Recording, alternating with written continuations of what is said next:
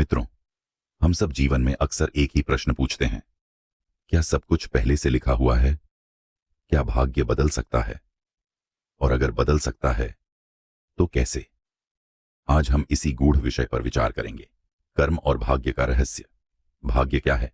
शास्त्र कहते हैं जो कुछ हमें आज प्राप्त है, सुख दुख परिस्थिति अवसर, यह सब हमारे पिछले कर्मों का फल है।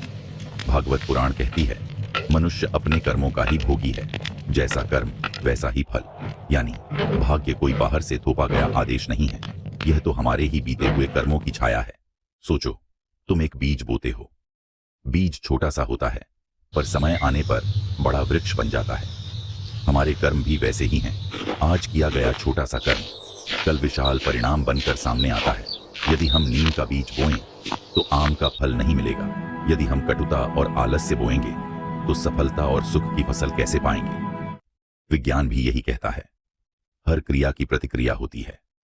जैसे अगर आप जमीन पर पत्थर फेंको तो वह टकरा कर वापस आएगा, ठीक वैसे ही हमारे कर्म भी ऊर्जा हैं।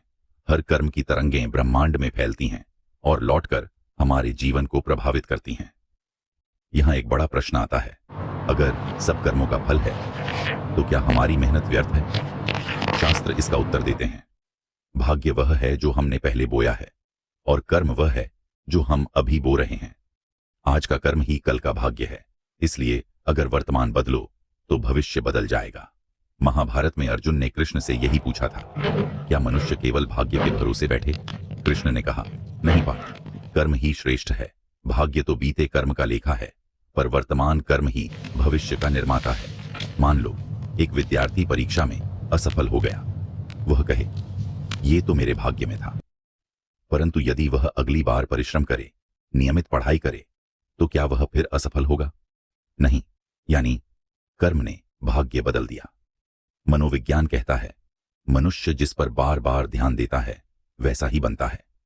अगर हम बार बार सोचते हैं मैं असफल हूं तो मस्तिष्क उसी दिशा में प्रोग्राम होने लगता है। पर यदि हम सोचें मैं परिश्रमी हूं, मैं सफल हो सकता हूं, तो धीरे धीरे परिस्थितियां भी वैसी ही बनने लगती हैं। यही कारण है कि शास्त्र नामस्मरण और सकारात्मक चिंतन की शिक्षा देते हैं। सच तो यह है, भाग्य और कर्म दो अलग चीजें नहीं हैं। भाग्य बीते हुए कर्म का परिणाम है और वर्तमान कर्म आने वाले भाग्य की रचना है। जैसे नदी में बहता पानी, ऊपर से जो आ चुका है उसे रोका नहीं जा सकता, परंतु आगे जो बहना है उसकी दिशा बदली जा सकती है। यदि भाग्य ही सब कुछ तय कर देता तो मेहनत करने वालों और आलस्य करने वालों का जीवन समान होता। पर हम देखते हैं मेहनती व्यक्ति आगे बढ़ता है और आलसी पीछे रह जाता है। यानी कर्म भाग्य से श्रेष्ठ है।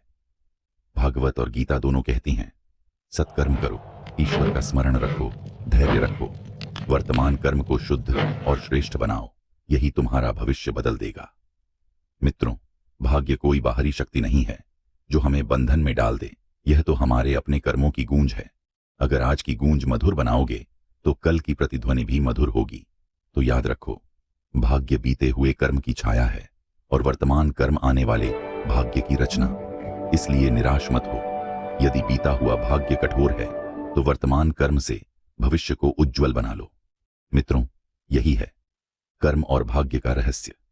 शास्त्र कहता है कर्म करो, फल की चिंता मत करो, क्योंकि वर्तमान का कर्म ही कल के भाग्य का निर्माता है।